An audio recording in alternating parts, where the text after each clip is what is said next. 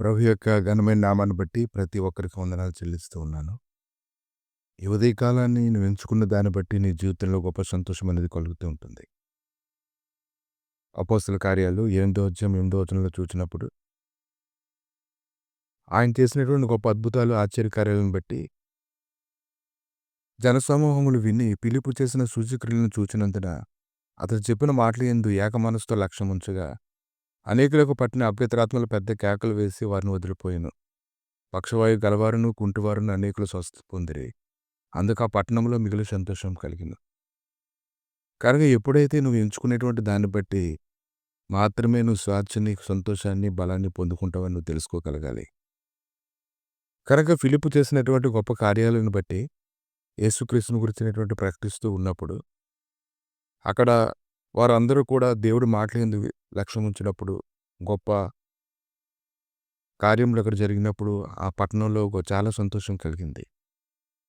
ప్రభు అయితే చెప్తూ ఉన్నారు, యోహాను సువార్త 15వ అధ్యాయము 11వ వచనం, మీ యందు నా సంతోషం ఉండవలననియు మీ సంతోషం పరిపూర్ణం కావాలననియు ఈ సంగతులు మీతో చెప్పుచున్నాను. ఏ సంగతులు చెప్తూ ఉన్నారు? ప్రతిదినము ఆయన నీతో మాట్లాడుతున్నటువంటి మాటలుగా నువ్వు గమనించినట్లయితే ఎవరైనా సరే మరణము నొందితే దేవుడికి సంతోషం లేదు కానీ వారు తమ ప్రవర్తనను దిద్దుకుని బ్రతుకుతే దేవుడికి ఎంతో సంతోషం. దాని కొరకు అతను ప్రకటిస్తూ ఉన్నాడు. ఆయన సంతోషం మీలో ఉండాలని, మీ సంతోషం పరిపూర్ణంగా ఉండాలని అతను చెప్తూ ఉన్నాడు. చాలామంది చెప్తున్నారు, మా సంతోషం విడిచిపెట్టిపోయింది, మా నాట్యమంతా దుఃఖంగా మారిపోయింది. ఈరోజు చాలామంది బయటికి నవ్వుతూ ఉండొచ్చు కానీ వారి హృదయాలు ఎంతో దుఃఖం ఉంటూ ఉంటుంది. కానీ దేవుడైతే ఆ దుఃఖాన్ని అంతటినీ సంతోషంగా మార్చి నెమ్మదితో ఆవరింపు చేయాలని అతను కోరుకుంటూ ఉన్నారు. ఇంకెంతోమంది భక్తులు శ్రమల్ని, వ్యాధుల్ని పక్కన పెట్టి ఆయన ఆజ్ఞలు పెట్టి ఆనందించేటువంటి వారు ఎంతమందో ఉన్నారు. కాబట్టి సంతోషం కలిగించేవి అనేకమైనవి నీ జీవితంలో ఉండొచ్చు. అవి ఎంత నిమిషాల్లోనూ ఉంటాయో, అవి ఎన్ని గంటల్లో ఉంటాయో అది నువ్వు చూసుకోగలగాలి.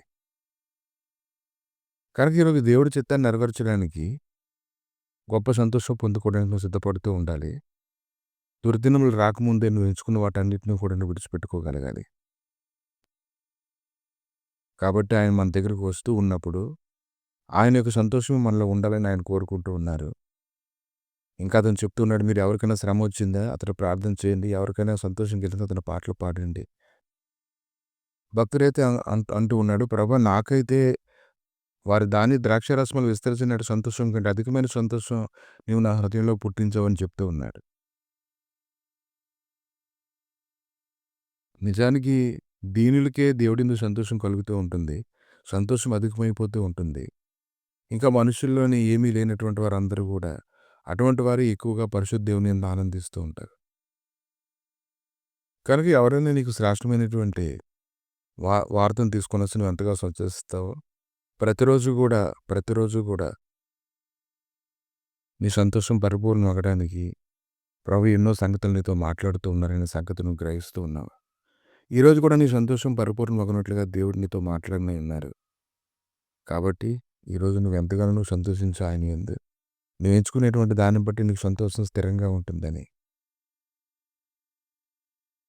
విందునే నేను ఎవరితో మాట్లాడితే నేను ఎవరికి సాక్ష్యం ఇచ్చేదను?